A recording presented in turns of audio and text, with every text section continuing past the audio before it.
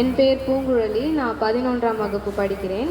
இன்றைக்கி நான் உணவு முறைகள்ன்ற டாப்பிக்கில் பேச போகிறேன்.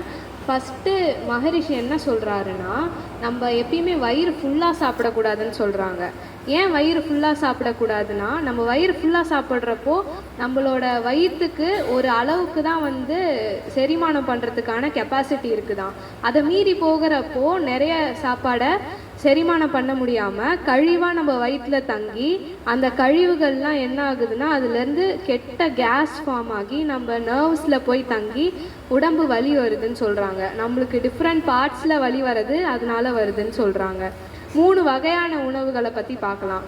சாத்விக உணவுகள், ரஜ உணவுகள், தாமசிய உணவுகள்னு 3 வகை உணவுகள் இருக்குது. சாத்விக உணவுகள்னால் ஃப்ரெஷ் ஃப்ரூட்ஸ் அண்ட் வெஜிடபிள்ஸ், அதாவது சுத்தமான பச்சை காய்கறி பழங்கள், அது அப்படியே சாப்பிட்றப்போ நம்ம உடம்புல இன்னும் சட்டும் ஊட்டச்சத்து ஆரோக்கியமாக இருக்கும் நம்ம இதெல்லாம் சேர்ந்து.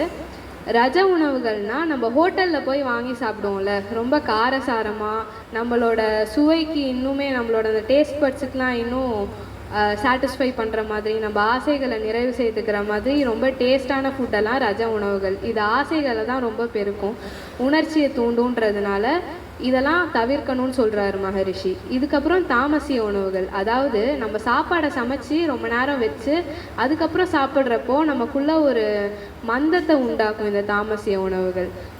இது மூணுத்தில் சாத்விக உணவுகளை நம்ம நிறைய எடுத்துக்கிறப்போ நம்மளோட மனசும் நல்லாயிருக்கும், அதனால் உடம்பும் நல்லாயிருக்கும். இதுக்கப்புறம் உணவு சாப்பிட்றதுக்கு ஈக்குவலண்ட்டாக தூக்கமும் ரொம்ப முக்கியம். தூக்கம் எப்போ நல்லா இருக்கும்னா உடற்பயிற்சி அப்புறமா நல்ல ஃபிசிக்கல் ஆக்டிவிட்டி இருக்கிறப்போ தூக்கம் நல்லாயிருக்கும்.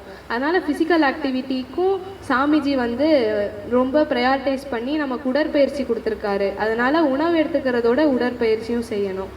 இது இல்லாமல் நம்ம எவ்வளோ சாப்பிடணுன்றதை பற்றி சாமிஜி சொல்லியிருக்காரு. அரை வயிறு சாப்பாடு, 1/4 வயிறு தண்ணி, 1/4 வயிறு காலியாக இருக்கணும்னு சொல்லியிருக்காரு. அரை வயிறு சாப்பிட்டா பத்துமா, நமக்கு சரியான எனர்ஜி கிடைக்குமான்னு சொல்லி கேட்டால் நமக்கு இந்த யூனிவர்ஸ்லேருந்து 4 வகையான எனர்ஜி கிடைக்குதான். ஃபஸ்ட்டு ஃபுட்லேருந்து நமக்கு எனர்ஜி கிடைக்குது. இன்னொன்று பூமியோட மையப்பகுதியிலேருந்து, அதாவது எர்த் கோர், அதுலேருந்து வர எனர்ஜி நமக்கு கிடைக்குது. காற்றுலேருந்து எனர்ஜி கிடைக்குது. அதுக்கப்புறமா பிளானட்ஸு, கோள்கள்லேருந்து நமக்கு நிறைய ரேடியேஷன்ஸ்லாம் எனர்ஜியாக கிடைக்குது. நீங்கள் வயிறு ஃபுல்லாக சாப்பிட்றப்போ இந்த மித்த 3லேருந்து வர எனர்ஜியை நம்ம பிளாக் பண்ணுற மாதிரி ஆகுது. அதனால் மந்தமாக இருக்கிறோம். இதனால் பாதி வயிறு சாப்பிட்றப்போ எல்லாத்துலேருந்து எனர்ஜி கிடச்சி ரொம்ப தெம்பாக இருக்கும். வாய்ப்புக்கு நன்றி. வாழ்க வளமுடன்.